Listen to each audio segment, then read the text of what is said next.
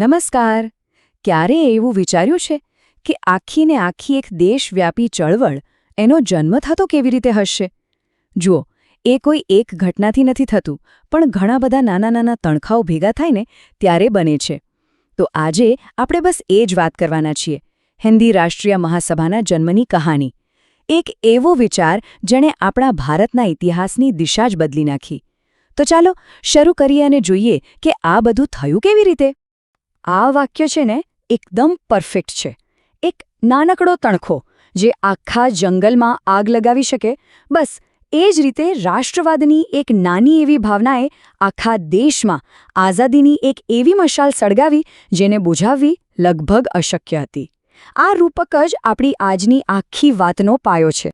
તો સવાલ એ થાય કે આ તણખો આવ્યો ક્યાંથી? આવી દેશવ્યાપી જાગૃતિ કઈ રાતોરાત નથી આવતી, ખરું ને? એની પાછળ વર્ષોની પરિસ્થિતિઓ અને ઘણા બધા કારણો જવાબદાર હોય છે. ચાલો થોડા સમયમાં પાછા જઈએ અને માહોલને સમજવાની કોશિશ કરીએ, જેણે આ બદલાવ માટેનું મેદાન તૈયાર કર્યું હતું. હવે સૌથી મજાની વાત તો એ છે કે આ બધા કારણો છે ને એકબીજા સાથે જોડાયેલા હતા. કેવી રીતે? જુઓ, એક બાજુ બ્રિટિશ વહીવટે આખા દેશને એક છત નીચે તો લાવી દીધો, પણ બીજી બાજુ એ જ શાસને લોકોનું જબરદસ્ત આર્થિક શોષણ કર્યું. એટલે લોકોમાં ગુસ્સો વધ્યો અને પછી શું થયું? અંગ્રેજી શિક્ષણ આવ્યું, રેલવે અને તાર ટપાલ જેવી સગવડો આવી, અને આ બધાએ ભેગા મળીને લોકોના ગુસ્સાને અને નવા વિચારોને દેશના એક ખૂણેથી બીજા ખૂણે પહોંચાડી દીધા. બસ આ બધું ભેગું થયું અને એમાંથી જન્મ્યો રાષ્ટ્રવાદનો એ તણખો. અને આ બધા પરિબળોનું પરિણામ શું આવ્યું? લોકોની વિચારસરણીમાં એક મોટો ક્રાંતિકારી બદલાવ. કદાચ આ ઇતિહાસની સૌથી મોટી વ્યંગાત્મક વાત કહી શકાય કે જે અંગ્રેજો ભાગ પાડીને રાજ કરવા માંગતા હતા, એમના જ વહીવટીતંત્રે આખા દેશને એવી રીતે એક કરી દીધો જેવો પહેલાં ક્યારે નહોતો. અમે બધા એક છીએની આ જે ભાવના જન્મીને એ જ આવનારી ચળવળનો મજબૂત પાયો બનવાની હતી.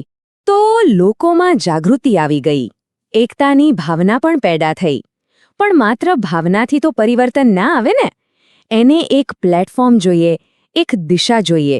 અને બસ એ જ જરૂરિયાતમાંથી જન્મ થયો એક એવા સંગઠનનો જેણે ભારતનો ઇતિહાસ કાયમ માટે બદલી નાખ્યો. અને એ સંગઠન હતું હિન્દી રાષ્ટ્રીય મહાસભા. આ કોઈ અચાનક બનેલી ઘટના નહોતી. આપણે જે રાષ્ટ્રીય જાગૃતિની વાત કરી રહ્યા છીએ ને, એનું જ આ એક સીધું અને સ્વાભાવિક પરિણામ હતું. એનો હેતુ એકદમ સાફ હતો. ભારતના લોકોના જે અલગ અલગ અવાજ હતા એ બધાને એક મંચ પર લાવીને એક મજબૂત અવાજ બનાવવો. તો ચાલો ફટાફટ આ સંગઠનની સ્થાપના સાથે જોડાયેલી કેટલીક મુખ્ય વિગતો પર એક નજર કરી લઈએ. તો આ કેટલીક મુખ્ય વિગતો છે. સમય હતો ડિસેમ્બર 1885નો અને જગ્યા હતી મુંબઈ. હવે આમાં એક નામ ખાસ ધ્યાન ખેંચે એવું છે, A.O. હ્યુમ, જે પોતે એક રિટાયર્ડ બ્રિટિશ અધિકારી હતા. વિચારો, એક અંગ્રેજ અને એ ભારતીય રાષ્ટ્રીય ચળવળના પાયા નાખે. આ વાત આજે પણ ઇતિહાસકારો માટે એક મોટો ચર્ચાનો વિષય છે. અને હા, એના પહેલા પ્રમુખ બન્યા વ્યોમેશચંદ્ર બેનર્જી. આ બધી વિગતો આપણને એ ઐતિહાસિક દિવસની નજીક લઈ જાય છે. સારું, તો સંગઠન તો બની ગયું, પણ હવે આગળ શું? એનું મિશન શું હતું? આ મહાસભા કયા હેતુઓ સાથે મેદાનમાં ઉતરી હતી? ચાલો આપણી વાતના છેલ્લા અને સૌથી અગત્યના ભાગમાં આ સવાલોના જવાબ શોધીએ.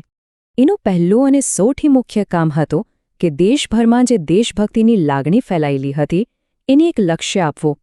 લોકોના જુસ્સાને માત્ર એક ભાવના તરીકે નહીં, પણ આઝાદીની લડાઈ માટે એક સંગઠિત તાકાતમાં બદલવાની જવાબદારી આ સંસ્થાએ પોતાના માથે લીધી. બીજું કામ હતું રાષ્ટ્રીય ભાવનાને વધારે ફેલાવવાનું. એ સમયે સાહિત્ય અને અખબારો દ્વારા દેશભક્તિની વાતો તો થતી જ હતી. મહાસભાએ શું કર્યું? એ બધી ભાવનાઓને ભેગી કરી અને એને રાષ્ટ્રીય સ્તરે રજૂ કરવા માટે એક મોટું પ્લેટફોર્મ આપ્યું. આનાથી ખબર પડે છે કે કેવી રીતે નાની નાની શક્તિઓને એકઠી કરવામાં આવી. અને ત્રીજું, અને કદાચ સૌથી મહત્વનું, તે સામાન્ય માણસનો અવાજ બની. અંગ્રેજોની ખોટી નીતિઓ અને આર્થિક શોષણને લીધે જે ગુસ્સો લોકોના મનમાં દબાયેલો હતો તેને રાષ્ટ્રીય સ્તરે પહોંચાડવાનું કામ આ સંસ્થાએ કર્યું. તે ખેડૂતો, મજૂરો અને સામાન્ય નાગરિકોની ફરિયાદોનો એક રાષ્ટ્રીય ચહેરો બની. તો આ હતી હિન્દી રાષ્ટ્રીય મહાસભાના જન્મની વાર્તા. એક નાના તણખામાંથી એક મોટી મશાલ બનવાની સફર. પણ જતાં જતાં એક વિચારવા જેવો સવાલ. 1885માં એ તણખો એક સંગઠન બન્યો હતો. જો આજે રાષ્ટ્રીય ભાવનાની આવી કોઈ મશાલ પ્રગટાવવી હોય તો એનું સ્વરૂપ કેવું હોઈ શકે? વિચારવા જેવી વાત છે.